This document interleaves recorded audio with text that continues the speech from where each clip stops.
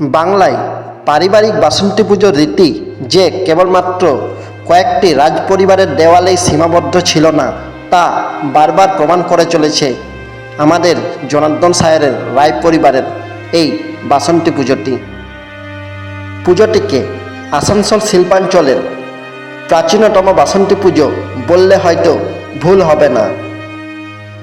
বন্দুকের আওয়াজে জানানো হয় দেবীর আগমন, আকাশ কেঁপে ওঠে এক গম্ভীর শব্দে, ঢাকের তালে তালে ও শঙ্খের সুরে মিশে যায় সেই ঘোষণা বার্তা, মা আসছেন। ষষ্ঠীর সন্ধ্যেতে দেবীর বোধন, সপ্তমীর সকালে কলাব স্নান, অষ্টমীর বাদ্যযন্ত্র নিষিদ্ধ পুজো, নবমীর যজ্ঞী এবং দশমীর বিসর্জন, সমস্তটাই পুরাণচণ্ডীতে বর্ণিত রীতি অক্ষরে অক্ষরে পালন করেই সম্পন্ন করা হয়।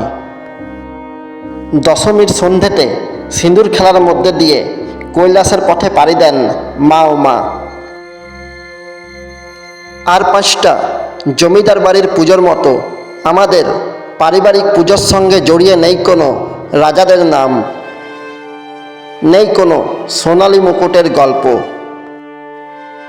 এই পুজো কোনো ইতিহাসের পাতায় লেখা হয়নি,